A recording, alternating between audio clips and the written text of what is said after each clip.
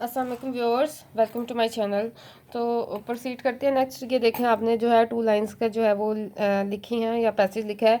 तो अब आपने क्या ऑब्जर्व करना है कि आपके जो वर्ड्स हैं उसके बिटवीन स्पेस कितनी है। ठीक है, अब स्पेस जो है मैं आपको डिफरेंट जो है लिख के दिखाती हूँ।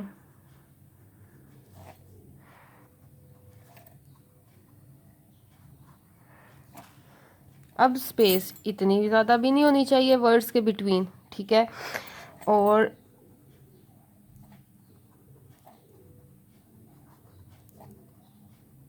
इतनी स्पेस कम भी नहीं होनी चाहिए कि वो आपस में मिलने लग जाएं, ज़्यादा कंजस्टेड भी गलत है। और इस तरह इतनी ब्रॉड स्पेस भी नहीं होनी चाहिए, ठीक है, और इस तरह भी नहीं होना चाहिए।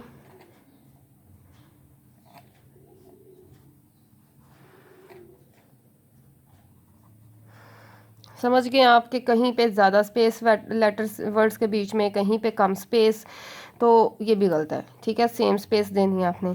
तो बेस्ट वे ये है कि आप नॉर्मल स्पेस जो है वो अपनी कम से कम समझे 1 फिंगर गैप जो है वो बेस्ट रहता है राइटिंग के अकॉर्डिंगली, नॉर्मल राइटिंग के अकॉर्डिंगली 1 फिंगर गैप रखें और स्पेस सेम रखें।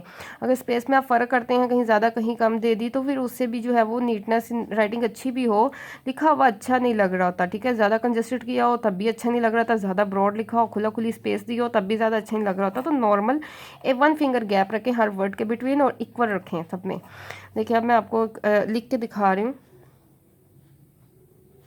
अब मैंने 1 फिंगर गैप सेलेक्ट किया है।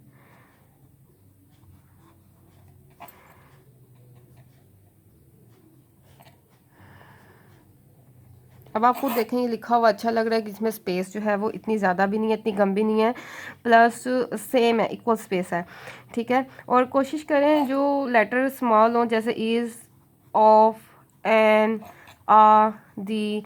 तो जब ये लेटर्स आते हैं पैसेज में, तो आप उसके इसमें ना स्पेस जो है वो कम रखा करें। फॉर एग्जांपल मैं आपको लिख के दिखाती हूँ, ये देखें, अगर मैं इनमें 1 फिंगर स्पेस ही दे रही हूँ तब भी ठीक है, लेकिन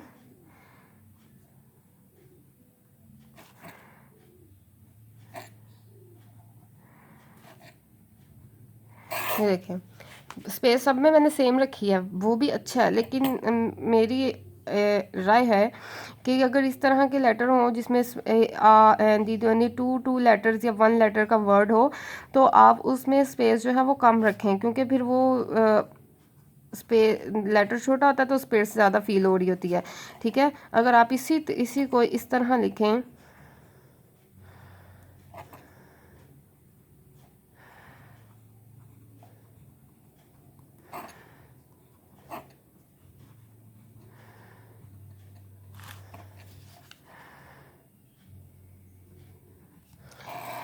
तो ज़्यादा बेस्ट होगा, ठीक है। कहने का मतलब ये है, जब जो जिन वर्ड्स के लेंथ जो है वो ज़रा ज़्यादा होती है, उसकी स्पेस आप 1 फिंगर स्पेस रखें, और जिसकी जो है वो लेंथ जो है शॉर्ट होती है, उसकी स्पेस आप जो है वो 1 फिंगर से थोड़ी सी कम कर लें, यानी कि वो ज़्यादा फील ना हो कि उनमें स्पेस ज़्यादा दी हुई है, क्योंकि लेटर छोटा होता है, स्पेस चाहे सेम भी हो तो वो फील ज़्यादा हो रही होती है, ठीक है। तो स्पेस आपने इसमें बेस्ट कर दी है, अपनी ऑब्जर्वेशन करनी है जब, तो देखना है स्पेस किस तरह आप जो है वो एडजस्ट कर रहे हैं। इसके बाद नेक्स्ट आ जाता है, आपने पिक कर देखना है कि साइज़ ऑफ लेटर्स और वर्ड्स जो है वो क्या है। फॉर एग्जांपल आपने लिखा सारा कुछ है, पैसेज में आपने लिखा है, राइटिंग आपकी बिल्कुल ठीक है और स्पेस भी आपने बिल्कुल ठीक दी है, लेकिन आप इस तरह लिख रहे हैं,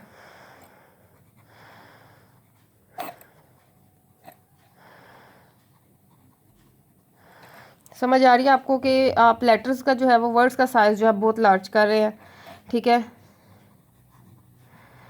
तो गलत है। और अगर आप बिल्कुल छोटा छोटा करके लिख रहे हैं,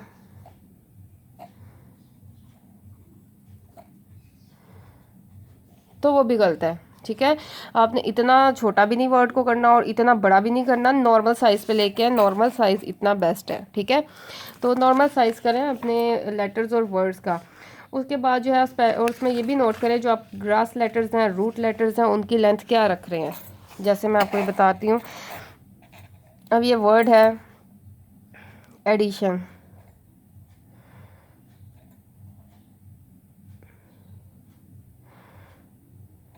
अब इसमें देखें डी और टी की मैंने लेंथ जो है हाइट है वो इक्वल रखी है। अगर आप इस तरह लिख रहे हैं, इसकी हाइट ज़्यादा कर दी और इसकी हाइट कम कर दी और दोनों भी इक्वल नहीं है तो भी ये वर्ड लिखे हुए अच्छे नहीं लगते हैं, ठीक है। तो आपने हाइट जो है वो ये देखें मुनासिब रखनी है और सेम रखनी है। अब इसी तरह इस तरह वर्ड आता है। अब जी आपने इतना लंबा भी नहीं करना, ठीक है। अब इसमें नॉर्मल साइज़ इतना ठीक है और इस तरह आपने छोटा भी नहीं करना, ठीक है, कि ये इसके साइज़ के इक्वल हो जाए। तो आपने ये जो ग्रास और रूट लेटर्स वगैरह होते हैं इनकी हाइट और लेंथ का जो है वो आपने आइडिया देखना है अपने लिखे हुए में कि उनकी लेंथ क्या है, ठीक है। तो उसको बेस्ट करें, इक्वल लेंथ पे लेके आएँ। अभी बेस्ट जो है लेंथ मैं आपको लिख के बताती हूँ। आप देखें सिंगल, ये देखें इसकी इतनी हाइट बेस्ट है और इसकी इतनी जो है हाइट बेस्ट है, ठीक है।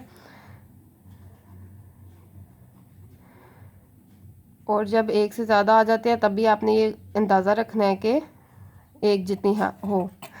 और इस तरह ना करें कि किसी को तिरछा कर दिया किसी को सीधा कर दिया, ये भी गलत है। सेम डायरेक्शन में रखें, ठीक है। और नेक्स्ट अब चलते हैं। आपने अब क्या करना है, अब आपने जब ये आप चीज़ें ऑब्ज़र्व कर लें और उसको थोड़ा सा माइंड में बिठा लें कि अब मैंने इसको ऐसे लेकर चलना है, ऐसे लिखना है, तो फिर आपने प्रैक्टिस स्टार्ट करनी है। इससे पहले आपने प्रैक्टिस नहीं करनी जब तक आप इन चीज़ों की करेक्शन ना कर लें, क्योंकि फिर प्रैक्टिस का कोई फ़ायदा नहीं। आप उसी गंदी राइटिंग की बार बार प्रैक्टिस करेंगे तो और गंदी होगी। जब आप ये चीज़ें नोट कर लेंगे, उसको बेस्ट कर लेंगे, फिर आप जो है वो प्रैक्टिस स्टार्ट करें। प्रैक्टिस करने का ये मतलब, अब क्योंकि एग्ज़ाम पास है तो आप कहेंगे कि हम प्रैक्टिस करेंगे तो हमारी तैयारी कब करेंगे, तो टाइम वेस्ट होगा। तो आप ये बेस्ट तरीका होता है जो याद किया उसे एक दफ़ा लिख लें ज़ुबानी। तो एक तो आपको आइडिया हो जाता है कि हमने जो याद किया वो बिल्कुल हमें अच्छी तरह याद है, और दूसरा ये कि वो याद रहता है, लिखा हुआ हमेशा याद रहता है।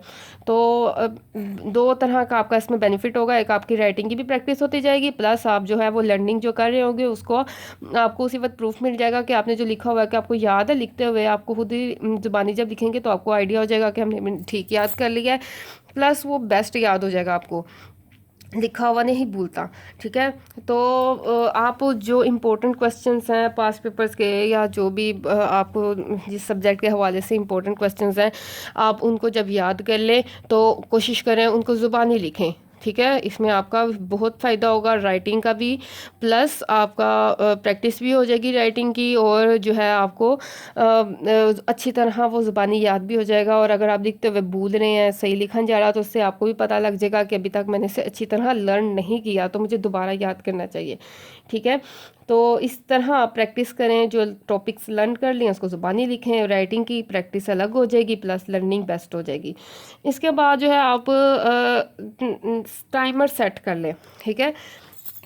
आप क्या करें, जो आप लॉन्ग क्वेश्चन जो हैं वो याद करें तो आप एक टाइम फिक्स कर लें। जैसे मैंने टाइमिंग डिवीजन्स पे वीडियोस बनाई हुई हैं कि आपने इस टाइम में जो है इतने मिनट्स में इतने घंटे में अपना ये लॉन्ग क्वेश्चन कवर करना है। तो आप शीट पकड़ें, क्वेश्चन याद कर लिया है जो इंपॉर्टेंट क्वेश्चन है, टाइम देखें और देख लें कि मैंने ये अब आधा घंटा मेरे पास, इस आधे घंटे में मैंने जो है ये एक लॉन्ग क्वेश्चन कंप्लीट करना है। फॉर एग्जांपल ये लॉन्ग क्वेश्चन है कि आपने ज़ुबानी लिखना है और आधे घंटे के अंदर अंदर कवर करना है, ठीक है।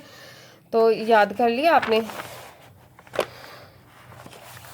याद कर लिया, उसके बाद अब आप शीट पकड़ें, टाइम सेट करें।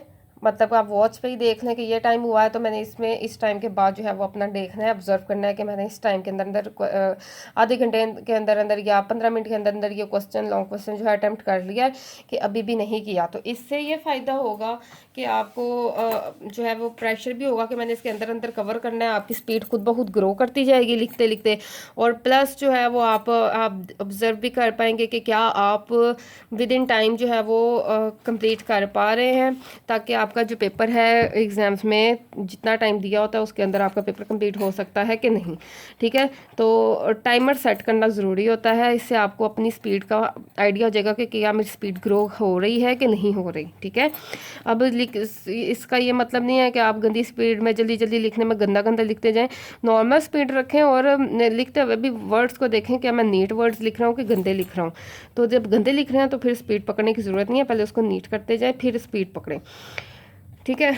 इसके बाद आप जो है जब अपनी इन सब चीज़ों को ऑब्ज़र्व कर लेंगे उसके बाद आप ये देखें कि आपके कौन से अल्फ़ाबेट्स जो हैं और जो लेटर्स हैं वो अच्छे नहीं लिखे जाते, ठीक है। कुछ जो है वो आर अच्छा नहीं लिख पाते, कुछ जो है एस अच्छा नहीं लिख पाते, कुछ जो है टी नहीं अच्छा लिख पाते, कुछ की ई में प्रॉब्लम होती है।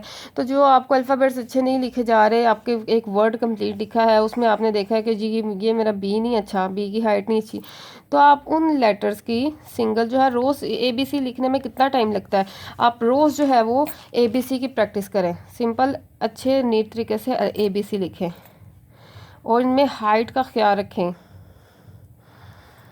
अगर आप जॉइनिंग में लिखते हैं तो जॉइनिंग लेटर्स की प्रैक्टिस कर लें सिंपल, या सिंपल इस तरह। और ये सिर्फ ऐसे ABC लिख नहीं लेनी, साथ साथ देख लें कि क्या मैं लेंथ सही लिख रहा हूँ, ठीक है।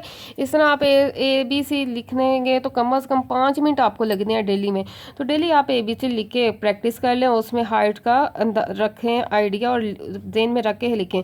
फिर आप देखें ना जब आप लिखेंगे तो कोई लॉन्ग क्वेश्चन, कोई शॉर्ट क्वेश्चन, कोई पैसेज, तो आप खुद देखेंगे आपकी इंप्रूवमेंट आ चुकी होगी राइटिंग में, आपके लेटर्स जो हैं वो अच्छे तरीके से लिखे जाएंगे। रोज़ ABC की प्रैक्टिस करें। अगर आप हेडिंग्स देते हैं तो मार्कर से या सिंपल पेन से ABC कैपिटल में भी प्रैक्टिस करें। अगर आप वो जो स्टाइलिश अल्फ़ाबेट सीख चुके हैं उनकी रोज़ लिख के प्रैक्टिस करें ताकि हेडिंग्स देने में प्रॉब्लम ना हो, ठीक है। प्रैक्टिस बेस्ट है, तो कम से कम रोज़ के 10 मिनट निकालें ABC लिखने में, ठीक है। इसके बाद लास्ट जो है मैं आपको बताऊंगी कि आप ना अपने हाथों की प्रैक्टिस किया करें, एक्सरसाइज करवाया करें, क्योंकि लिख लिख के बंदा थक जाता है। तो अगर आप रोज़ जो है ऐसे ऐसे अपने हाथ जो है उस पर ज़ोर डालें, उसको एक्सरसाइज करें, तो इस तरह जो है लिखते हुए आपका जो है हाथ नहीं थकेगा, स्पीड ग्रो करती रहेगी। अब जब एग्ज़ाम्स में आप लिखने लिख लेते एकदम आप थक गए हैं, आपका हाथ जवाब दे गया, ठीक है, तो आपने क्या करना है, पेपर मार्कर छोड़ के ना पेन छोड़ के ज़रा हाथ को ऐसे ऐसे मूव करें, ठीक है। इस तरह मूव करेंगे तो आपकी दोबारा जो है हाथ में एनर्जी आ जाएगी, दोबारा आप लिखने के काबिल हो जाएंगे और आपका हाथ जो है थकेगा नहीं और प्लस स्पीड जो है वो अच्छी हो जाएगी, ठीक है। ये बहुत इंपॉर्टेंट टिप्स हैं, इससे आपकी राइटिंग जो है बहुत फास्ट हो जाएगी, इम्प्रूव हो जाएगी और आपका बेनिफिट भी होगा, लर्निंग जो है वो आपकी बेस्ट हो जाएगी। इनको ज़रूर फॉलो करें तो इंशाल्लाह आप जो है पेपर जो है विद इन टाइम अच्छी प्रेजेंटेशन के साथ इस तरह कंप्लीट करने के काबिल हो जाएंगे। ये मैंने इसलिए लाइव भी आपके सामने इस्लामियत का पेपर अटेम्प्ट किया था कि स्पीड जो है कैसे ग्रो होती है। तो इन बातों को फॉलो करेंगे मेरी तरह तो आपकी भी मेरी तरह स्पीड जो है वो ग्रो कर जाएगी और लिखा हुआ सब कुछ जो है वो बेस्ट हो जाएगा, ठीक है। अपना ख्याल रखिएगा। Thank you so much guys, अल्लाह हाफिज़। और प्लस आपसे रिक्वेस्ट है, आप प्लीज़ मेरे न्यू चैनल्स जो हैं उनको सब्सक्राइब करें, लाइक करें, उनकी वीडियोस देखें, वो भी आपके लिए बहुत बेनिफिशियल है। और जो लर्निंग वाला जो मैंने वो चैनल बनाया उसमें मैं अब इंशाल्लाह जल्दी से अपडेट करने लगी हूँ, उसमें बहुत इजी वे में लर्निंग सिखाऊंगी आपको। अब जिन्होंने रिक्वेस्ट की हुई है इस तरह इसको कैसे याद करें, उसकी टेक्निक बता दें, इस टॉपिक को कैसे याद करें, तो मैं उन पे वीडियोस बनाना स्टार्ट करने लगी हूँ ताकि आपकी लर्निंग बहुत बेस्ट हो जाए, बहुत ईजी हो जाए, बहुत ईजी वे में आप याद कर पाएँ। तो उसको भी सब्सक्राइब कर लें। और जो सिग्नेचर्स वाले जो हैं वो मुझे पता है काफ़ी लोग जो है रिक्वेस्ट कर चुके हैं, मैंने उनके नाम भी नोट डाउन कर लिए हैं, पर वीडियोज़ नहीं बना पा रही क्योंकि मुझे ज़्यादा ये आप लोगों के लिए प्रेशर है जो एग्ज़ाम्स देने जा रहे हैं। मैं चाह रही हूँ पहले उनके लिए जो है वो वीडियोस अपलोड कर लूँ, लेकिन इंशाल्लाह मैं 1-2 दिन तक सिग्नेचर्स वाली जो है वो वीडियोस इकट्ठी 5-6 अपलोड कर दूँगी जिन्होंने नाम लिखने की रिक्वेस्ट कर दी हुई है। और उसी न्यू चैनल में करूँगी, आप उस न्यू चैनल को विज़िट करें, सब्सक्राइब करें। अपना ख्याल रखिए। Thank you so much guys, अल्लाह हाफिज़।